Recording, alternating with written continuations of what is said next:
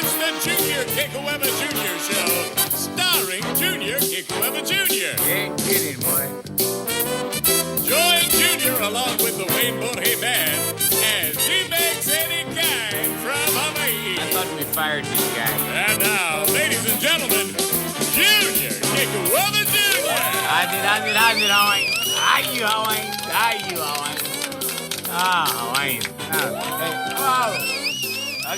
Okay, Hawaiian. Yeah. How's it? Welcome to the podcast. I'm Junior Kekuewa Jr. And today on the podcast, we're going to talk about something very serious, very deep, very, like that. Sorry, that came out of left field, didn't it? So like that. That's pigeon in Hawaii. That's the way we do. But first, the attitude of gratitude. So we want to thank everybody because our numbers are like through the ceiling as far as different people that carry us. Apple Podcasts. Okay, Apple Podcasts used to be like 82%, something like that, right? The majority of people listen to us on iPhones. Okay, that is spreading out kind of thing. So just really quick, 43.2% Apple Podcasts. iHeartMedia or iHeartRadio, the iHeartRadio app, 15.7%. Web browsers, 14.2%. Spotify, 13.2%. It just kind of goes down after that. It just kind of breaks down. But it's no longer, dominant by Apple. Steve Jobs, thank you very much. If it wasn't for Steve Jobs, man, I would not be broadcasting all over the world. This is something that I never thought. Okay, and what we're really going to talk about today on the podcast. So thank you all of our new listeners.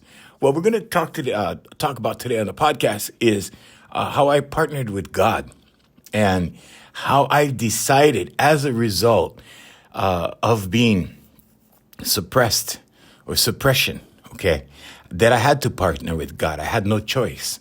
Okay, I did. So when I say this now, let me make this kind of a little bit easier to understand because everybody has their own idea, right? Everybody has their own idea of God, and there's one there's one thing in the in the Bible, right? Like I'm going to reference it. I'm not a Bible person. I'm not a Bible expert or anything like that. I don't know the Bible that well, but I've always, gone into the Bible to get wisdom. I've also, I have the Bible app now that I use on my iPhone and stuff, and I go in there and I get quotes and I get wisdom and stuff, and I think about these things and why they're in there, and everybody has their own, belief on where they came from and prophecy and all this stuff. And I'm like, okay. But anyway, Jesus was like very skeptical and very against religion.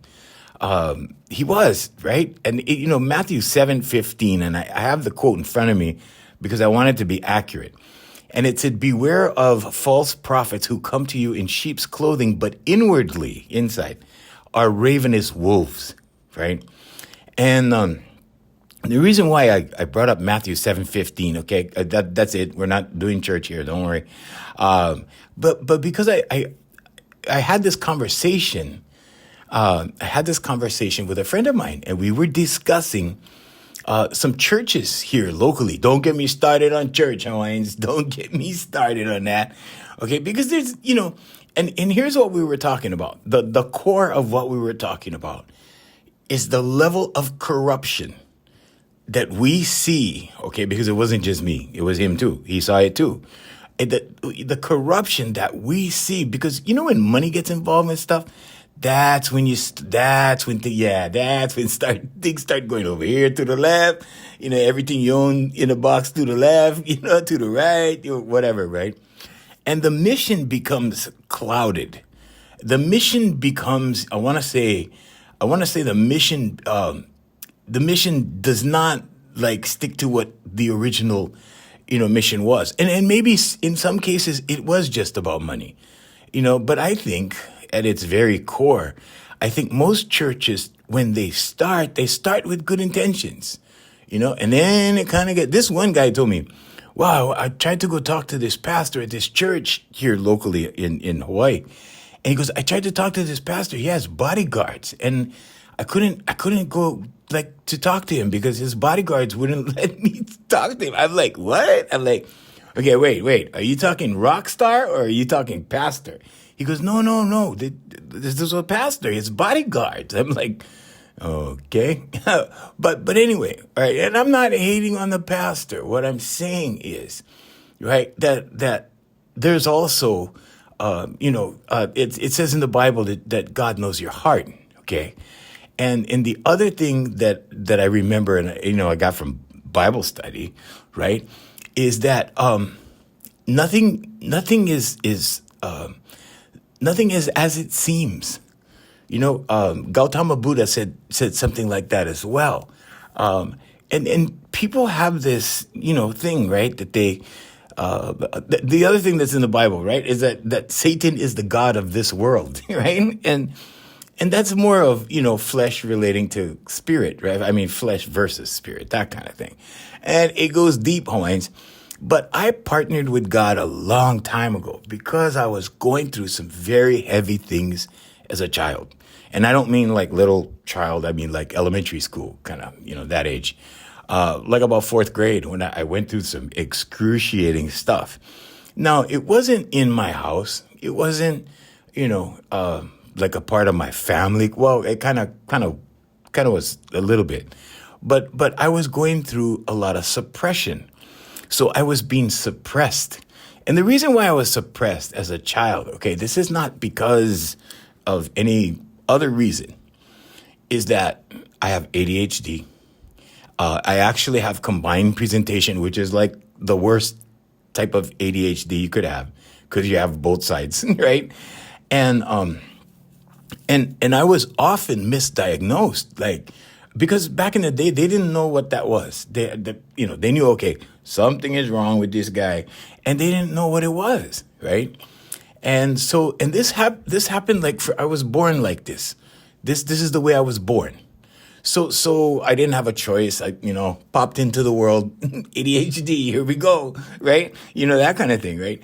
So as a child, like my medication was like the belt. My medication was, hatred that came down the pipe that, sometimes people they hated me. They didn't know why, right? Some of them knew why. They're like, well, we don't like this guy because like he thinks and talks at 50 miles an hour.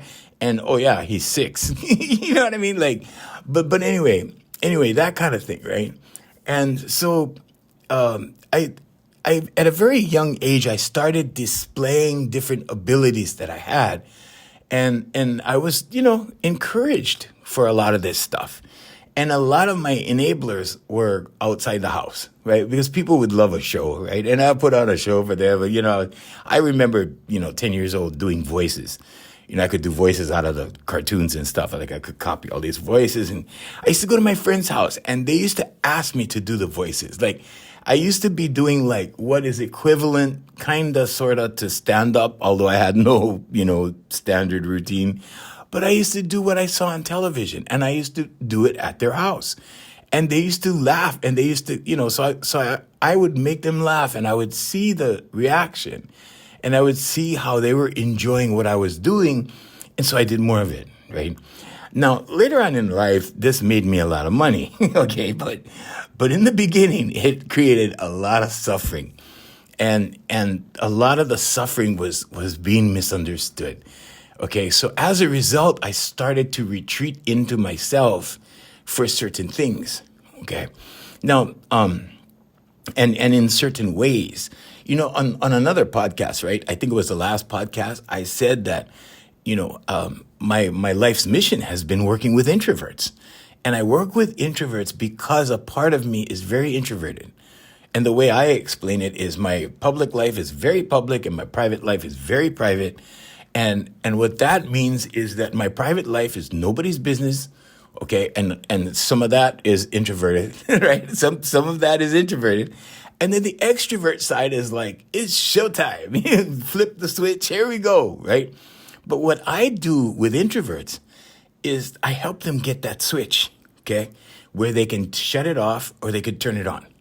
because a lot of introverts have trouble turning that switch or obtaining the switch to turn on. Okay. And some introverts have a problem because they want to come out. They want to come out of themselves. Okay.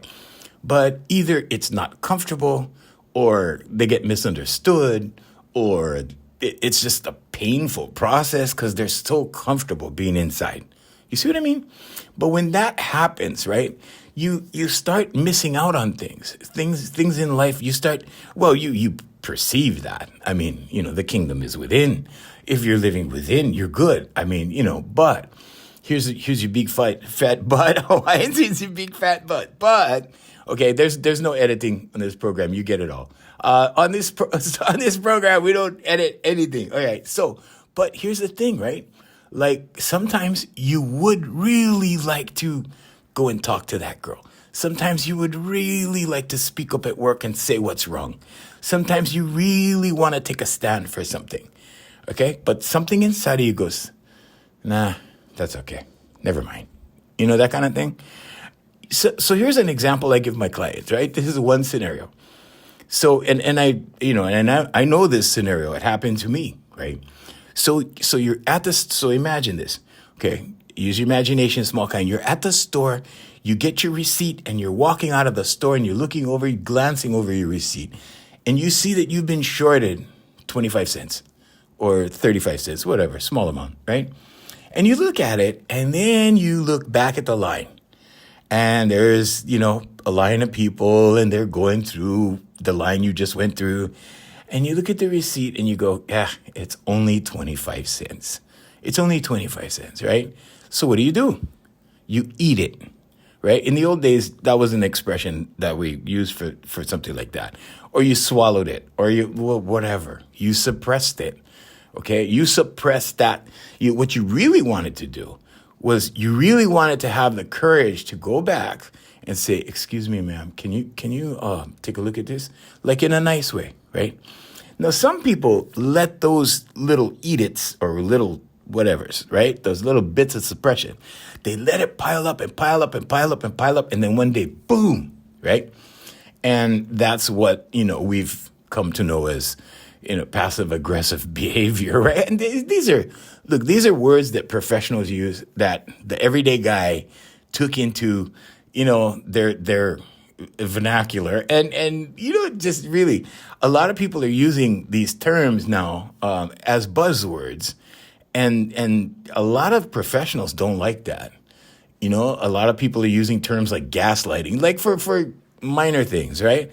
Where it doesn't really fully apply, but they're using it, right? So it's driving psychologists and psychiatrists and mental health people crazy because people are throwing these words around, right? And there's a lot of seriousness attached with a lot of these words, right? But they're just, bam, bam, bam, like using them like online. You can see people, doing that, right? So anyway, so here's the thing, right? I had a lot of these moments for myself. And when you swallow or eat it or whatever you want to call it, suppress it for a long period of time, guess what happens? You start turning on yourself. You start blaming because you should have walked back there. You should have had the guts to go up to the girl and say, "Oh, excuse me, can you look at this?" But there was people there, right? People in line. And then first of all, you're going to stop the line. Then you're going to have these people looking at you. Then you see what I'm saying? Like there's all these circumstances, or I should say extenuating circumstances, right? Because it all stems from that one potential action that you would have performed. So instead you dismiss it and you take the burden. You take it on yourself. And as so in other words, you sacrifice that, whatever it was, 25 cents, whatever. You sacrifice that, but in your head you're going, "Oh man, dude, you should have, that kind of thing." And it adds up. And when it adds up and it piles up, guess what happens? Your self-esteem goes down the toilet. Okay. And you flush. You flush, right? There it goes. Like, I'm just gonna do this, boom, right? And then what? You hold it against yourself. And then after you do this for a long period of time, guess what? Guess what you think of yourself? Exactly. Right? Okay. See, you knew. I didn't have to. I just had to prompt that and popped in your head. Okay. So that's why. That's why introverts coming out of themselves is so important. Because pretty soon, right, they get in this inner matrix of doom. Okay, let's call it the inner matrix of doom. But what I'm really saying though, right, is that they get trapped in this thing, and it becomes a habit. Okay, and not necessarily suppression becomes a habit, although it does because the subconscious learns in repetition. Okay, but it's not just that. It's not that simple. Okay, but everything involved becomes a habit. Blaming yourself becomes a habit. Apologizing out loud becomes a habit. Okay, acting in a suppressive manner becomes a habit. And this is all your subconscious doing this. Your subconscious is going, oh, this is what we're doing? Okay. Oh, we got shorted money again? Oh, okay. We're just going to not say anything? Okay. Okay. All right. Oh, like the last time? Okay, here we go. Repetition. One more time. One more time. One more time. Pretty soon it's a part of your life. Pretty soon it's a part of your personality. Okay. So anyway, finding your voice is all about, and we use this on one of our companies. Okay. Now for you, it's different. Here for your life coaching, it's a different thing. But my other company where we bring people down and get rid of anxiety really, really quickly. Okay. And we make no medical claims, by the way, so we don't get in legal trouble. But when we do this, we call it finding your voice because it's a metaphor. When you find your voice, you find yourself. Okay, because your voice is yourself. Your voice is a part of that energy that comes from within. And the kingdom is within. And that's your kingdom. That's your independent kingdom, independent of everything else, but connected to everything else. You see? You see how you can be independent of everything and then a part of everything? Okay, because at a higher level, you're connected to everything. At a higher level, there's the superconscious. Okay, but at your present level that reality, okay, it's your conscious mind and your subconscious mind.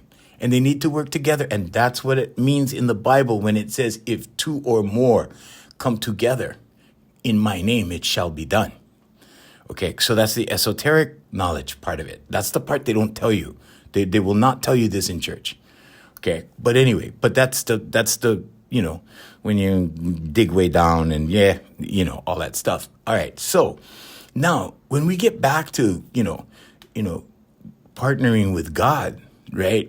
All I meant by that was I got so upset and disgusted and fed up with the situations and the circumstances that were surrounding me that I had to push things away. And I had to go, nope, not this. I had to go, nope, not the SAT test, right? On one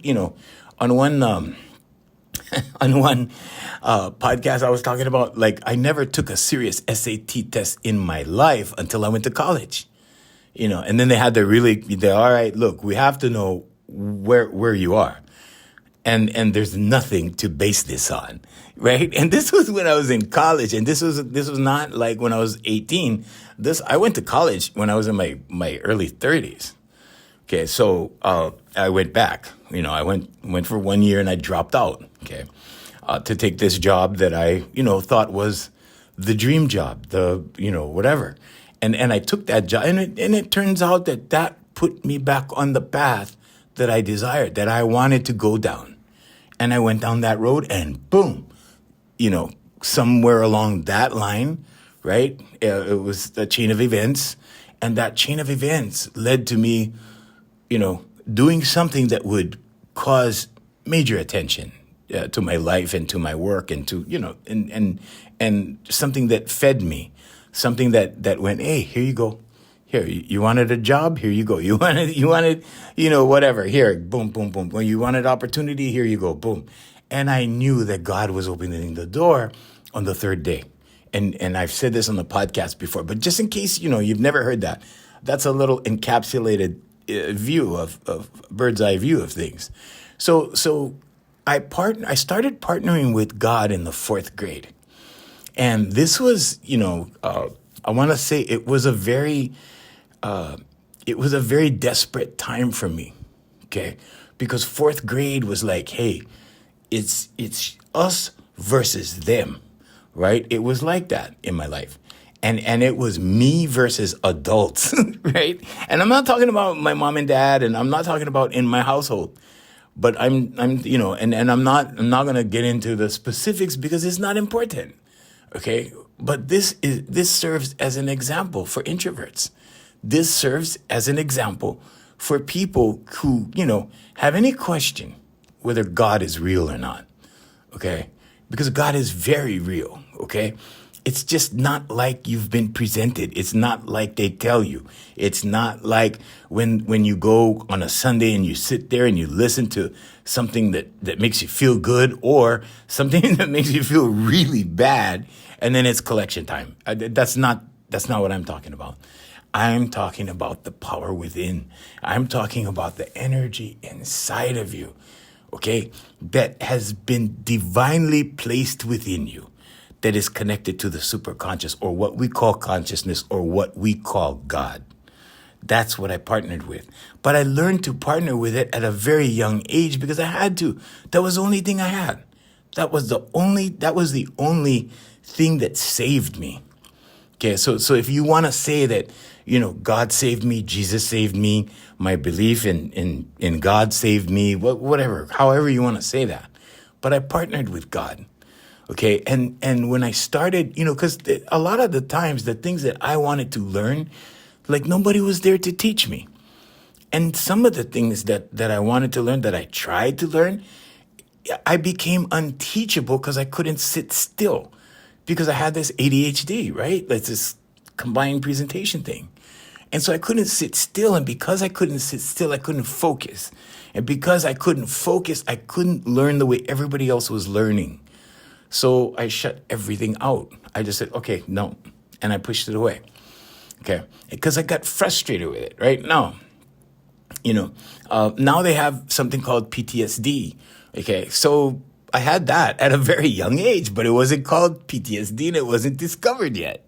Okay. But there was a lot of abuse kind of stuff that happened. And I want to say, you kind of draw it upon yourself in that instance, right? But you don't know you're drawing it upon yourself because you don't know what it is that's making you, talk like the cartoons, right? But then you start talking like the cartoons, and then, some adults look at that like, geez, like sometimes it's almost like jealousy, right? Because their kids can't talk like the cartoons. And like, what is this guy doing? So it doesn't look like a talent is what I'm saying. It doesn't look like a talent. It looks like something's wrong. It looks like, right? So it's like, hey, this kid's not dealing with a full deck. Like, what do? I don't know. Grab the belt. I mean, that kind of thing. All right. So anyway, but the way I partnered with God, okay, in all seriousness, right? Because when something is not known, okay, or something is ahead of its time, in this case, I really feel sorry for so many people that came before me that had the same thing, that everybody looked at them like, oh, this person is crazy. Well, according to norms, maybe, right? But they had their own gifts. Everybody has their gift.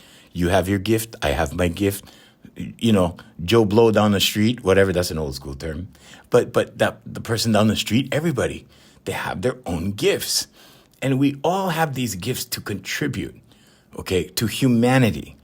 And some people are just naturally evil, and some people are just naturally cool, right? So, and then there's people in between. There's all kinds of people for all kinds of things with all kinds of gifts.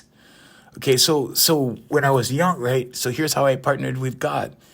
Okay, so there was a time when I wanted to play the guitar, for example. Let's take that example. That's an easy one. So I wanted to, play the guitar. So there was nobody to teach me how to play the guitar except this one guy that made some time for me. And he showed me some chords. And I think, it was just his nature. He was just a good person. He was just a really good person. He saw that I was looking for something. He saw that I was looking to learn. And he saw that I was hungry. I really wanted to, like, how do you do this? Show me. I really want to know how. And he showed me. but it wasn't cool hanging out because he was older than me, right? It wasn't cool hanging out with a younger kid. So it was like, okay, here, you make it like this, like that. Okay, you got it. I'm like, yeah, okay. He goes, all right, beat it. Go play. Go, because I was a young kid, right? He was older than me. He was like 2 years older than me. And so in his peer group, and he was a teenager, and you know how that goes, right? So peer groups, yeah, you cannot have a kid 2 years younger hanging out with you. That's just not cool, right? So anyway, but he was nice enough to get me started. He was nice enough to teach me like what I know today, which has been amplified over the years, or let's say expanded over the years, or let's say added to over the years, right? However you want to say that. And I teach this way with different words, because different words will give you different images and different pictures and different perspectives. And that's why I do this, because I teach like this. So anyway, so that's an example, right? So now in between, what do? Right? So I practiced these things in between, and then in between I had no one. My uncle, taught me one song to get me started. And then he would show me things as, whenever he came over, and I didn't see him because he lived on another island. So I didn't see him all the time. So I developed this method and it's nothing special or anything, but I developed this method because I play by ear. I don't read music. I didn't have the patience to learn to read music. I was ADHD. I was all over the place, right? And now we see more and more children like this. But I didn't have that kind of patience. So I developed this method where I looked in the mirror and I learned from playing in the mirror. Because when I would look at people playing the guitar, I would watch the shape of their hands. Okay, so now when I teach, and I'm very, very picky of who I teach. And right now I only have one guitar student, right? Because I'm very picky. I choose who I'm going to teach, right? And they have to have what I call that intuitive potential, that natural gift. Okay, and I teach naturals because they're the ones that are looking. They're the ones that are seeking. The ones that are naturals, that are seeking, are going to apply the effort. They're going to apply the work. They're going to do the work. The ones that are just like, oh, well, let's try this. You know that kind of thing? Like, they'll go buy a guitar. They'll try it for a little while, and then they'll put it down. Okay, I have never put my guitar down, like, ever. I sit between life coaching students online, and I have my guitar right here because I use it as a tool of healing now. I use it to heal people now. I used to use it to entertain people, and then I use it to entertain myself once in a while, but I do a little bit. I figure stuff out, and things pop up, like new things pop up just like that, because I partner with God. Okay, now this is not church kind of thing, okay? This is not that. But what I'm saying is, I'm talking about that higher power, that higher self, okay? God, to me. And I have a name for that, and I say Father God, okay? I'm not talking about the God of this world. I'm not talking for you Christians. I'm not talking about Satan, okay? I'm just saying that energy, that intuitiveness, okay? Because I recognized that when I was a little kid, because that's all I had. So I would go, wow, what about, okay, the mirror? Because then now what I'm seeing in reverse, when I look at somebody, now I can mimic the shape in the mirror and find the chord on my own. And that's how I learn. So I would look in the mirror, right? And I would make my hand in the shape that I saw somebody's hands, and we didn't have YouTube. We didn't have videos. We didn't have that. So I had to remember. I had to rely on my memory. I had to go, watch somebody and watch and study carefully, right? And then close my eyes and cement it into my head, go home, grab my mom's guitar and look in the mirror and go, okay, he had his hands like this. Now what makes sense? And figure it out note by note by note, because you have the outline, you have the shape, and then you find out which, So in my mind, it was like, okay, what notes rhyme with the other notes? That's how I looked at it when I was a kid. What notes rhyme, right? like when you do poetry, right? Or whatever, when you write poetry, you rhyme things, right? So like, in other words, another way to say it is what matches. Okay, there you go. So I started learning like that. That's the way I learn. Now, a lot of people partner with God. A lot of people partner with God, and they don't even recognize that they're partnering with God. They're just there doing it, right? So, and this is just my way of saying it. Excuse me. But that's the inner intuition, your intuitiveness, your guidance, your divine guidance. Okay, so and for my ladies that come, my women that come, the majority of my clients are women, right? I refer to it as their divine feminine, okay, because that's their strength. Okay, no, we're not gonna get into that kind of thing real deep like that, but I'm just saying. So this is how I learned, right? And so that's an example of how I partnered with God. Now, there were a lot of things that I needed to learn in life, right? And so there was a lot that I had to partner with God for because nobody showed me. Part of the reason that nobody showed me was I couldn't sit still enough long enough, right? I couldn't sit still long enough to take instruction. I couldn't sit still long enough for anyone to be patient enough to teach me anything, right? So I started pushing away. I started pushing things away, and little kids act out what they see. They act out what they, right? You see what I'm saying? They absorb whatever they're absorbing in their environment, and they begin to act it out. Okay, and this is how I've been so successful with kids at my school. Okay, this is how I bring things out of them. Okay, and I bring it out of them because I've been there. I know the road. I know how to do this, right? And this one, I remember this one dad brought his son, and his son was had some form of autism. And before too long, I had him singing a song and sitting down on a chair. He was squirming, but he was sitting, and he was singing the song. And before that, he was jumping all over the couch. He was all over the office, because his sister was my client, right? And he was jumping all over the place, and I said, that's okay, let him go. He was apologizing. Oh, I'm sorry, my son. I said, no, let him go. He's expressing himself. Let him express himself. It's okay. But he's expressing himself with his body. He's expressing himself through his voice. He's, you see what I'm saying? Now, all I did was take that energy and channel it into that song that he got to sing, that he actually sat down and sang for. And the father, I don't know if his mom was there, okay, because mothers have that connection with their kids, okay, because they give birth to them. The moms have that connection with their kids. Dads are like, well, like, yeah, my son, yeah, he sang a song today, okay. If his mom was there, his mom would have gone, wow, he actually, wow, like, and right, it would have connected. But anyway, but this is my gift that I do, the way that I do it, because I've been there, okay, because I partnered with God, because that's the only thing I had. So whenever I got in trouble, God got me out. Whenever and I came close in my life to all kinds of trouble because of my ADHD. And it has not been, I don't want to say it's been an easy road. No, I don't think anybody has an easy road.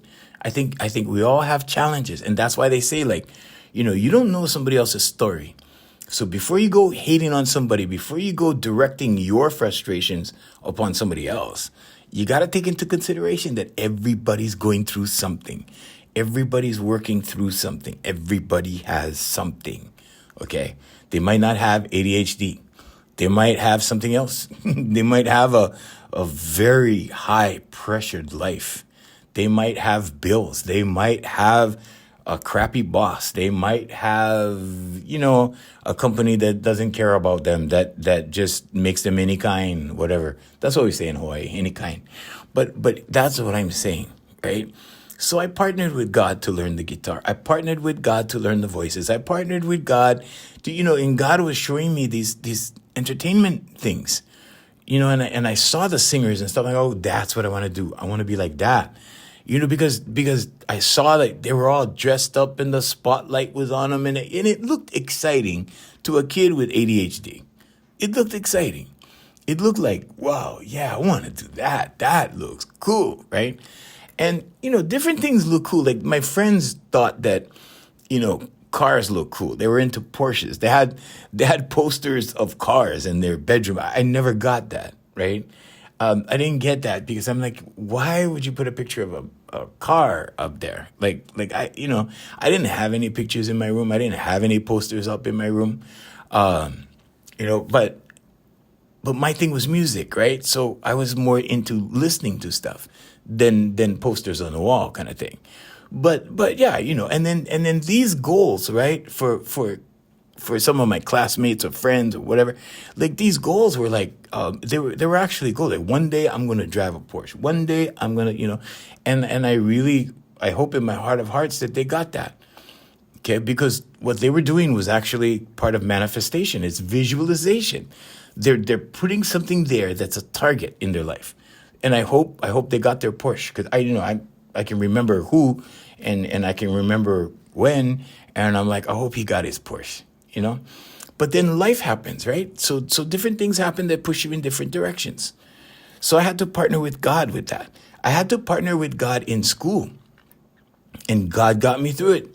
And God got me graduated, and I never took a serious SAT like in my life until I got to college.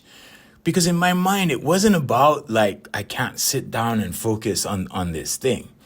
In my mind, it's a little bit different. It was like, why do they need to know what I know? Like, I don't know how I felt that. I don't know how that happened specifically, but that's exactly what I felt. I felt they have no business knowing what I know. And not only that, right? But my mom had bought me this encyclopedia set, children's encyclopedia, and with colored pictures, right? And that was my best friend for like a long time, for many years. In fact, the ribs of the book, when you look at the back of the book, the rib of the book, they were all cracked and damaged because they were used a lot, right? And I went through this encyclopedia from A to Z because it had color pictures in it. It was ADHD friendly, right? Because the adult encyclopedia had black and white lettering. That was it. It was black and white. The pictures were black and white, and there was only like maybe one or two pictures, and then maybe 100 pages and another picture, and then because it was like that, right? So what I'm saying is that was my world for a long time. And with a kid with ADHD, like that was entertaining. To see a woolly mammoth in color, in a color image, and then read about it. And then the paragraph was written in bigger words, and it was shorter. So it was easy to absorb information. So I know a little bit about a lot of stuff.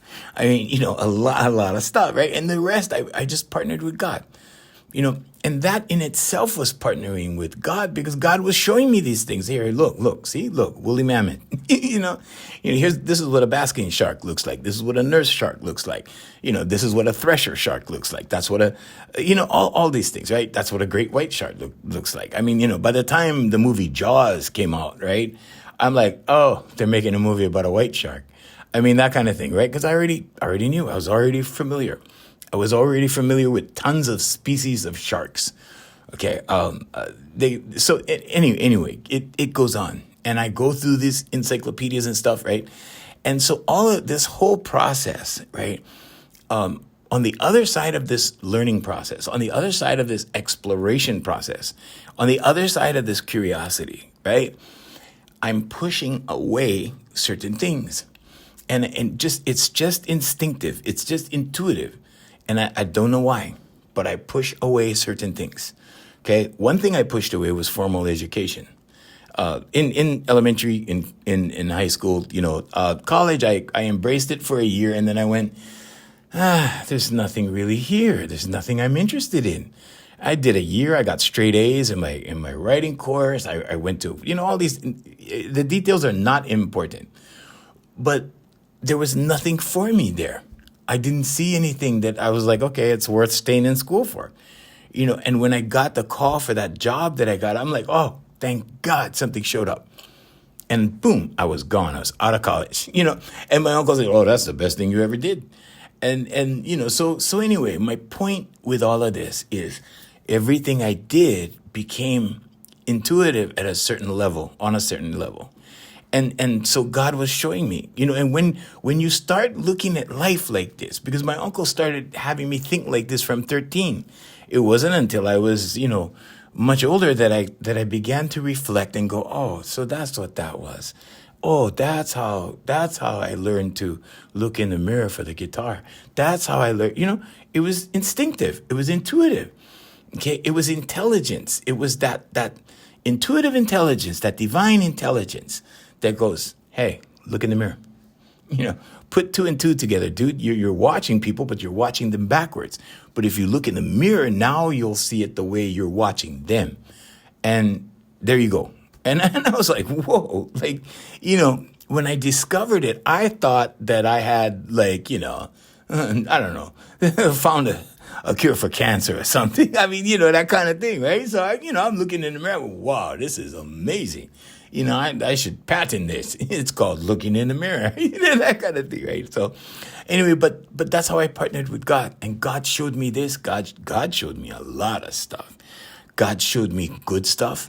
God showed me bad stuff, and sometimes it was like God was going, even till today with my clients, when I see my clients evolve, when I see them change, when I see them go from anxiety and worry and stress to happiness and being carefree and being focused and being calm, when I see that in my mind, and this is coming from an ADHD mind, okay?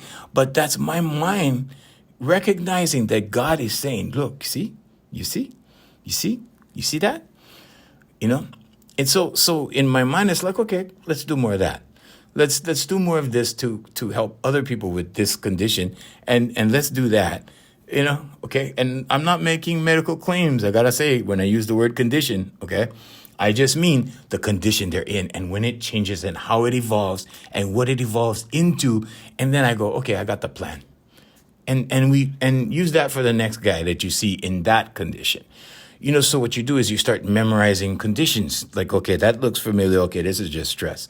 All right, I know this one. This is just anxiety. I know this. This is just fear.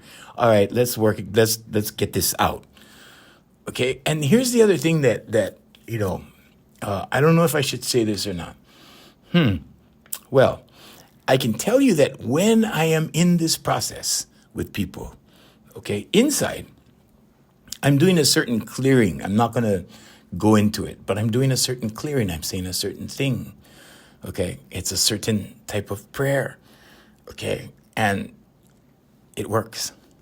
Like, I start to see miracles pop out in front of me, right? And I said on another podcast that the reason I went down the rabbit hole in 2008 to figure all of this out, so it would make sense to me, right? Because I'm a guy, I need some logic, I need something solid, right? I need some facts, I need to see some experts, I need to learn some factual expert stuff, right? Because I'm not an expert, and because there are experts who already know these things. They just didn't put it together in this way, right? Because nothing new has been created. 5,000 years ago in the Emerald Tablets, everything was pronounced complete. Creation was complete. So anything that you do, anything that you experience, anything that you see, anything that anything out there has already been created. It's a regurgitation of creation. Okay, so it's already been done, but now it's being done this way. You could take, that's why they say on American Idol or shows like that, well, take the song and make it your own. Of course, make it your own, because you're doing the same thing. It's like those thought leaders that are working on your subconscious through meditation. So that's his thing, meditation. The other guy is motivation. The other guy is affirmations. The other guy is visualization, that kind of thing. So you choose your specialty, or sometimes you choose more than one, and then you proceed with that. But the mission is always the same. The mission, the end result is the same. It's like, how are you going to get a client from A to Z for them, for their ideal A to Z? Or how are you gonna guide them down that road, and then boom, change? and then result, right? Like desired result. So some people use different methods, different ways, but those different paths all lead to the same thing. Okay, and in my field, in life coaching, it's freedom, it's wellness, it's peace, it's what I call base level. It's your natural vibe. It's your natural state before life happened, before all the drama, before all the stress, before you had to go get a job to support your kids, before you had to, all the responsibility happened. Before that, it gets you down to base level. And that's what my clients experience, and that's what I'm here to do until I'm gone. So I keep doing it, and I keep doing it every week. I work on it with my clients, and everyone evolves because everyone has this energy in them. Everyone has this ability to partner with God, or to partner with that energy, or to partner with whatever. I think you get me by now. And what I'm really saying is that, Jesus Christ put it one way. He said, the kingdom is within. Okay? Gautama Buddha said another thing that made a lot of sense. He said, the man that and it applies to women as well. But he said, the man who sees life as an illusion escapes suffering. In other words, don't take it so serious. Like, you're here to enjoy. You're here to take it all in. You're here to feed your senses. You're here to fulfill, what the Indian people call dharma. Okay? Whoa, uncle, what was that? What was that? Yeah. It's your purpose. It's why you're here. It's what you're working on. It's your mission. Okay? So some people are here to teach. Some people are here to be really good, I don't know, electricians, right? Really good carpenters, really good woodworkers, really good whatever, okay? Really good masons, really good whatever, professors, really good, it keeps going. But that's your dharma, okay? I just rolled the R for effect right there, dharma, because it sounds good, right? Dharma. But anyway, so I did that too, right? I used to copy accents and stuff when I was a kid. And this started at a very young age. Like, I don't know, I think I was 8, 9 when I started, and then 10 years old watching cartoons. And then it was, doing impressions of my high school principal. And then it just kind of went from there. And then it was celebrities. And then, at one point, and this is not a flex. This is a demonstration of capability, because you can do it too. Okay, if you wanted to. Not everybody wants to. But if you're a guy or a girl that does voices, because I've trained a lot of them. I train voice actors. I've trained I think about 3 or 4 voice actors in the last 6 years. And these are people, right, that had the capability to change their voice in a multitude of ways. One girl sticks out in my mind. She was from this high school. And when I found out she was interested in that, I was like, okay, let's go. And I taught it in a way that I experienced it in the way that I experienced it, but I didn't tell her that. I said, just do this, do that, do this, do that. You want a higher pitch, do this. You want a lower pitch, do that. It's about your muscles. It's about muscle tension, and yada, yada. And she was good. She put an audition tape together, and I don't know if she's working right now, because she's out of high school already. I don't know if she is actually pursuing that passion, if that's still her thing. But if she is, she's good. She's good. I made sure that I did my darndest to get her to a level where that would make her money, where that would be an asset for her. So if she's out there working, she's good. But this is, something that every human has a capability of doing. It's just about interest. Like, anybody can play the guitar if they're interested. If you're interested, you will develop, you will evolve, you will prosper. If you're interested, okay? Now, if you're like me and you're ADHD and your interests are split between 5 things or 4 things, or 4 companies or whatever it is, right? Then then you're dividing your focus, but it's like spinning plates, and you're having fun because you get to spin all these plates and you get to do all these things. Okay? It's fun for the ADHD brain because you need to feed that brain. That brain needs a job, and that brain can work overtime. Okay? I remember a long time ago somebody told me, you have a really good edge over the average person. I said, what? I didn't understand. I was in my 20s. And she said, yeah. She goes, you have more energy. Your brain needs a job. All you have to do is keep doing something positive and you'll succeed. And I'm like, interesting. Because at the time I didn't see it. At the time I didn't feel it. At the time I didn't, but that stuck in the back of my head, right? So pretty soon when I couldn't sleep at night because when your eyes open like at 1 o'clock and you get an idea. Okay. So sometimes when my eyes pop open, I get 3 ideas, right? And then I go, ooh, I got to write that down. And, it's intuitive thought. Okay. And you need to act on intuitive thought. You need to put those thoughts in motion because those are gifts that God is giving you going, hey, what about this? Hey, what about that? Hey, you could do this. Hey, you could do that. And then of course the rational person, right? The person who is like really logical, like one thing at a time kind of person can make a list and take them on one at a time.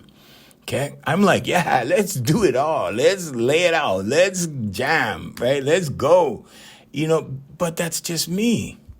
Okay. And as a result, I got to tell you that quality is something that had to be perfected in different avenues all at the same time. And that was a job. Because you cannot be like whatever, like extremely proficient in 4 things at the same time. You cannot. Okay. But you can do your best in 4 things at the same time and grow that. And it'll take much longer to advance that. It'll take much longer to perfect whatever it is you're trying to perfect. Okay, because now you're splitting everything 4 ways.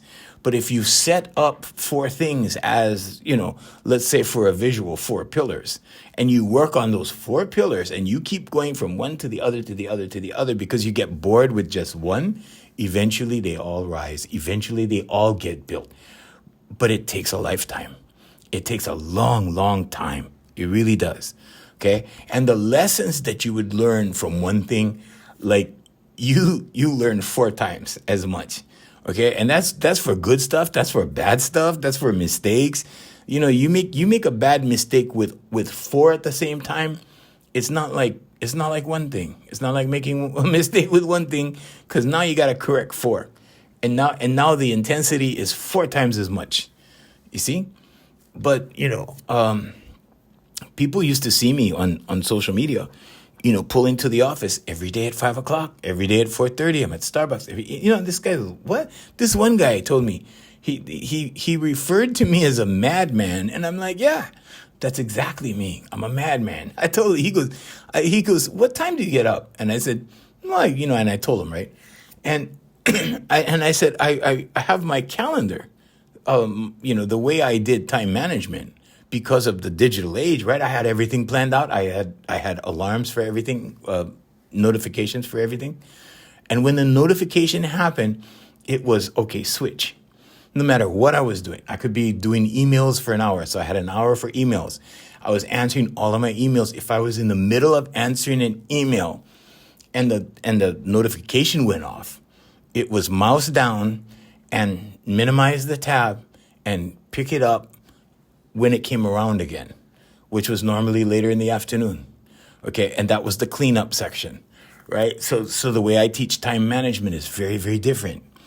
Okay. And it revolves around, electronics, technology, because now it's easy to do.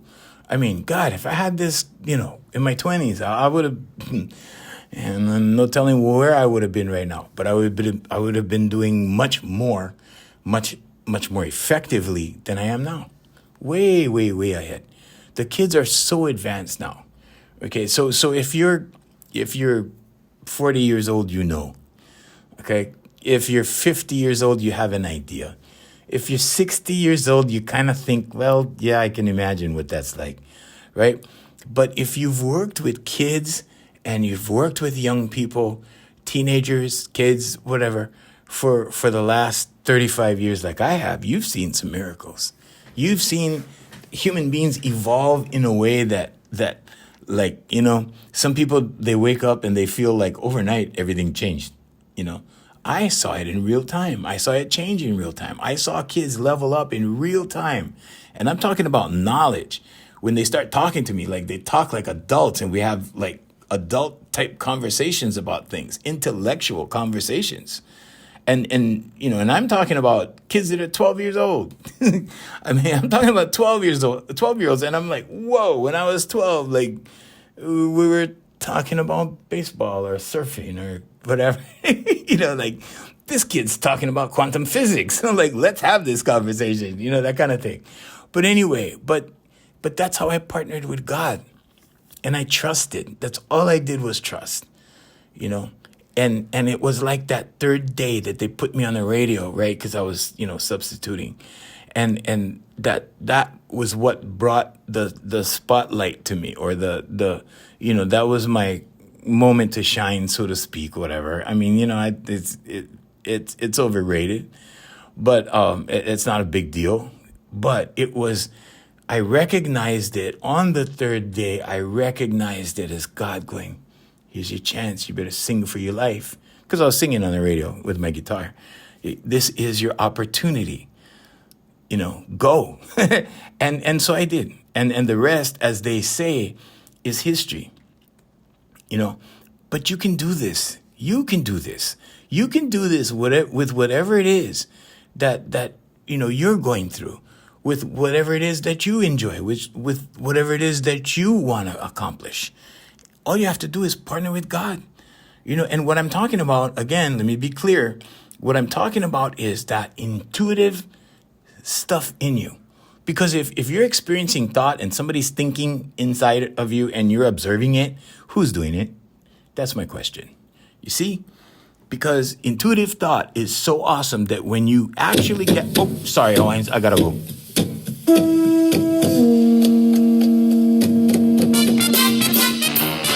Hawaiians, but yeah, you guys know where I'm going with that. Anyway, hey, we'd like to thank Brother Randy and Sister Jerry at Island Club and Spa, and also Voice Master Family of Service Companies and AFMHawaiiMusic.com, featuring the music of Darren Chinen. Hire him for your parties. You can do it right there on the website. Until next time, this is Junior saying, hey, tap into that energy. Tap into the voices in your head. Okay, you're not crazy. Just pay attention. Until next time, mahalo and aloha.